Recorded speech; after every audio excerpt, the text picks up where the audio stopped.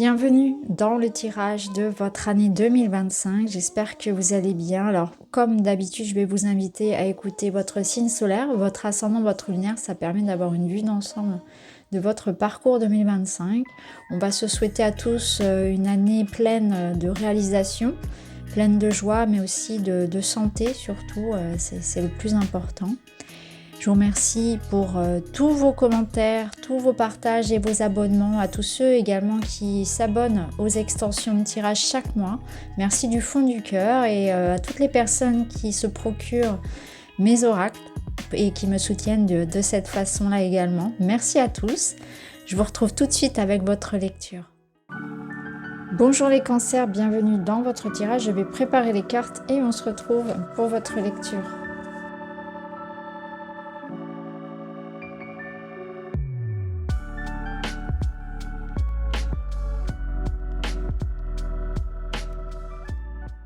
Très bien.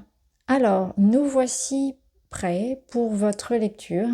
Alors, sur la première ligne, on va avoir une vue d'ensemble de l'année 2025. Ensuite, nous irons ici développer dans le domaine de la matière. Ici, le domaine du relationnel affectif, le domaine de la vie personnelle.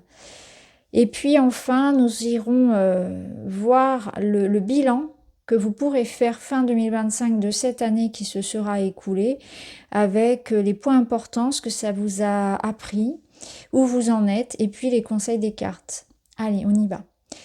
Avec le Marseille, vous avez eu le mat. Alors, c'est une carte un petit peu spéciale, parce qu'elle est à la fois au début et à la fin du parcours.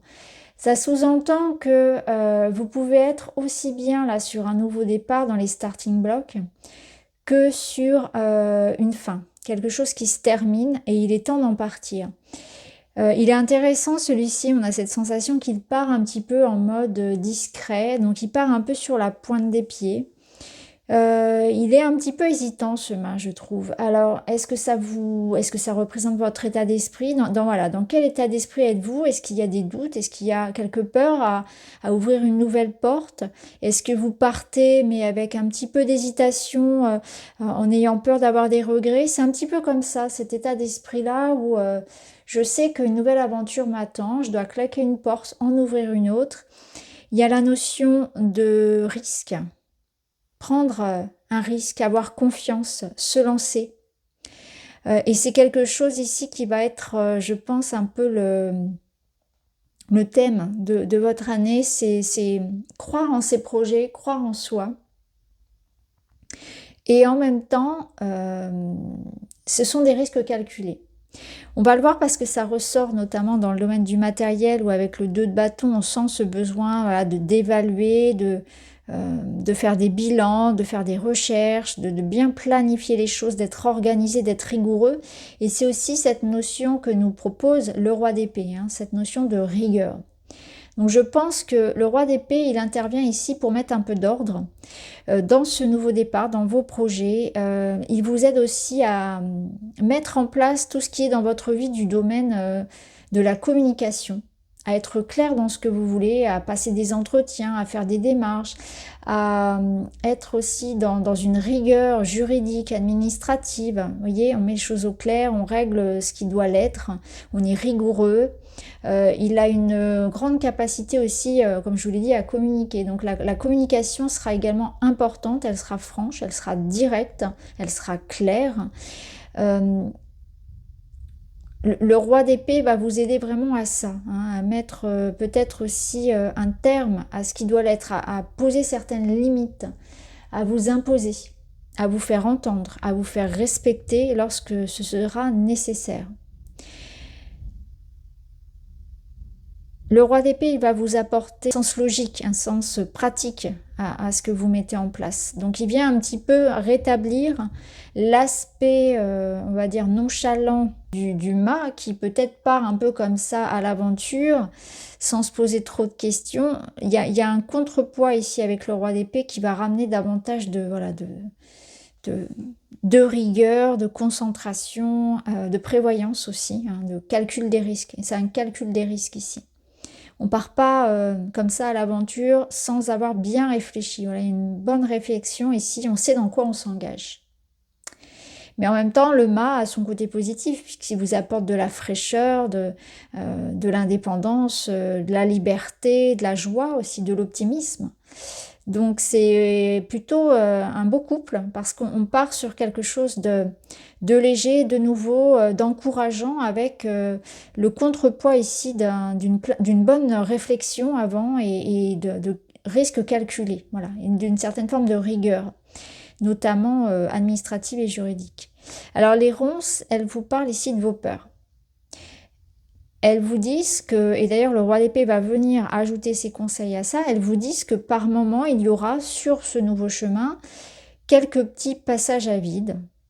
Ça arrive, ça fait partie de la vie. Et dans ces moments-là, il faudra rester rationnel, il faudra s'en tenir aux faits. Est-ce que ce sont réellement mes peurs, mon imagination qui m'invente des scénarios cauchemardesques? D'ailleurs, c'est une énergie, il me semble, que j'ai retrouvée chez un autre signe, il me semble les Gémeaux. Ou bien est-ce que c'est factuel? Est-ce que c'est réel? Est-ce que mes peurs sont fondées? Ça peut être ça. Ça peut nous dire aussi qu'il y aura des moments où vous pourriez être un peu fatigué, des moments un petit peu de doute aussi, et des moments un peu d'éclipse dans votre vie, où vous aurez besoin d'être moins visible, ou alors vous aurez moins de clarté sur la situation et sur vos projets, sur l'évolution à long terme. Voilà. Ce que ça me dit aussi, c'est que pour vous, les cancers, ça représente aussi cette nouvelle porte. Parce que cette épreuve ici, l'idée de passer, si vous voulez, entre les ronces, ça nous apporte la lumière au bout du tunnel.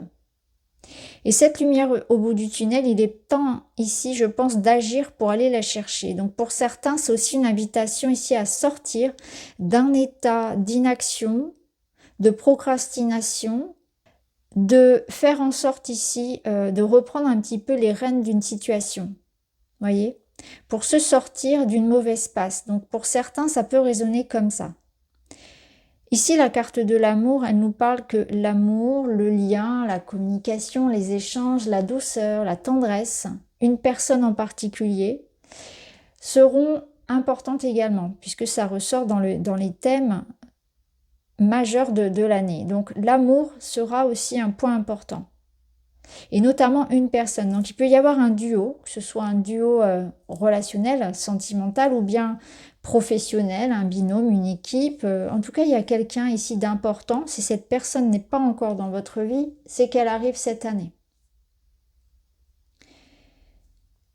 Donc si je regarde un petit peu votre année, on voit que c'est une année qui vous donne un nouveau tournant au niveau du relationnel. Donc il peut y avoir pour certains une nouvelle personne qui entre dans votre vie, clairement, puisque ici, le mât peut représenter cette nouvelle aventure amoureuse, cette nouvelle personne qui entre, quelque chose qui débute, qui est léger.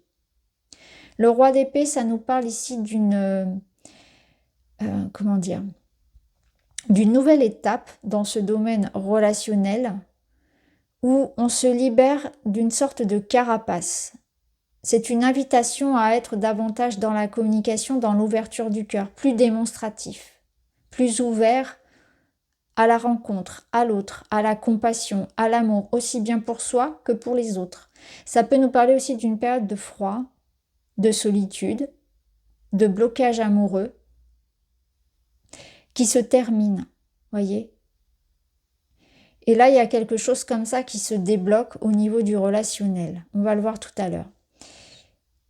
Si c'est par rapport précisément à vos projets de vie, à votre vie de manière générale, on voit aussi cette ouverture-là, ce renouveau, quelque chose qui se termine enfin, la fin peut-être d'un problème, d'une épreuve, d'une situation administrative et juridique compliquée. Et on reçoit du soutien. Ça peut être des personnes ici qui ont passé par exemple une séparation douloureuse, un divorce, un départ. Mais là, quelque chose de plus léger vous attend. Donc c'est comme si on en terminait avec une problématique lourde et que s'ouvrait en 2025 une énergie beaucoup plus légère avec le mât. Il vous invite quand même à ça. Alors dans la matière, je vous l'ai dit tout à l'heure, vous avez le 2 de bâton et la créativité. Donc la créativité, elle nous parle de votre talent, de vos dons, de d'aller chercher, d'aller utiliser, d'aller mettre en mouvement des ressources que l'on a. Donc vous développez ici un projet, un talent, une activité. Vous êtes bien occupé, mais c'est quelque chose qui vous passionne. Donc ça peut être ça, cette nouvelle aventure ici concrète. On voit que vous avez des ressources, vous avez des idées. Vous êtes capable de trouver des solutions. Vous êtes capable d'innover. Mais je ressens ici pour tous les métiers liés à la créativité, à l'artistique, à l'innovation, à l'imagination, là, ça sera très fertile en fait. Avec le 2 de bâton, ça nous parle en fait, ça nous confirme un duo, un partenariat, une collaboration, un travail d'équipe, mais ça nous confirme aussi que vous êtes en train de mettre en place. Là, c'est vraiment à quoi avez-vous envie de donner vie, parce que c'est vraiment l'année pour ça. Quelque chose de nouveau dans lequel vous allez vous trouver une passion. Alors ça peut être une activité de loisir, ça peut être vraiment se découvrir aussi une passion pour un lieu de vie, ça peut être un voyage qui vous inspire.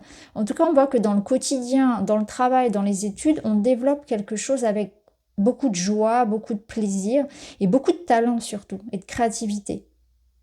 Donc là, on est en train de mettre en place beaucoup de choses. On a plein d'idées et je ressens beaucoup d'énergie en fait. Il y a vraiment cette notion d'amour, de développer quelque chose avec passion.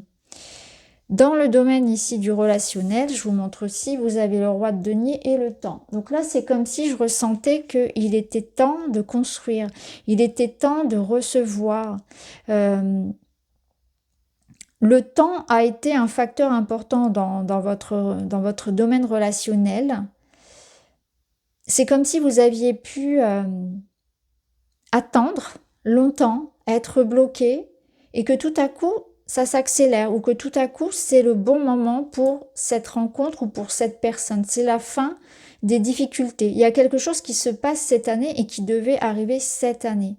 Donc il n'y a pas à culpabiliser, il n'y a pas à en vouloir à l'autre, il n'y a pas à être dans la rancœur, il y a comme une porte qui s'ouvre maintenant. Ça vous rappelle aussi d'être patient, d'être indulgent envers vous-même, envers les autres. Il y a cette notion aussi de rapport à l'âge, au temps qui passe. Alors peut-être que le fait de vieillir, ça peut être une problématique pour vous, et c'est une invitation à prendre ça comme l'idée d'une sagesse, l'idée d'être en paix avec soi, de faire la paix peut-être avec le temps qui passe. Ça peut être ça également pour certains. Bien sûr, c'est anecdotique. Le roi de denier, en tout cas, dans votre énergie relationnelle, il peut représenter donc un signe de terre, donc ça peut être un taureau, vierge, capricorne, mais ça peut représenter aussi un aspect très stable. Le roi de denier, c'est une énergie, oui, d'amour stable, de construction, de routine, de partage, de générosité, de présence, et surtout quelqu'un qui sait prendre soin des gens qu'il aime. Donc ça peut vous représenter, ça peut représenter la personne face à vous. En tout cas, ce qui est sûr, c'est que il y a ici la notion de respect, de réciprocité, mais surtout de sécurité, de confiance, de fiabilité de cette personne. Donc ça pourrait vouloir nous dire que là, c'est une année dans laquelle vous allez vous investir, construire avec quelqu'un, ou ça peut être un projet, notamment un projet de fonder une famille, acheter un bien ensemble, vous voyez, ou investir son argent. Il y a quelque chose comme ça, ou investir aussi pour son corps, pour sa santé. Ça peut être ça. Investir aussi dans ce sens-là, toutes ses ressources.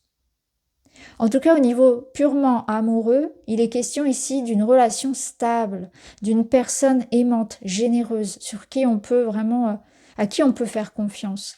Donc quelque chose aussi qui s'engage. Donc ça me parle aussi d'un nouveau départ dans lequel on s'engage à deux. Donc c'est vraiment l'année pour vous de la stabilité en amour ou de la rencontre. Cette nouvelle rencontre qui vient quelque part avec le temps, avec de la patience, de l'amour, vient se poser, vient construire quelque chose de solide. La finalité de votre année 2025, c'est la grande prêtresse. La grande prêtresse, elle vous ramène à vous, elle vous ramène à la patience. elle vous ramène à l'observation, à la discrétion, au travail intérieur. Donc, vous voyez, on sent bien qu'il y a quelque chose qui se prépare pour vous, que ça va prendre du temps, que ce soit dans le matériel, que ce soit dans le perso, que ce soit par rapport à vous-même, dans une reconstruction, une thérapie. Il est question de... quelque chose est en gestation. Voilà, c'est en gestation, c'est en train de grandir. Et sur cette année 2025, voilà, ça va prendre de l'ampleur, ça grandit petit à petit. Vous faites grandir quelque chose de nouveau dans votre vie et vous prenez votre temps. La grande prêtresse, c'est aussi une énergie de confiance, d'indépendance, un petit peu comme le roi d'épée d'ailleurs. C'est que là, vous êtes aussi dans l'idée de savoir ce que vous voulez, ce dont vous avez besoin. La grande prêtresse, elle va aussi apporter davantage de connexion à soi, davantage d'écoute de ses émotions, de ses intuitions, davantage d'introspection, de temps calme, de respect de soi.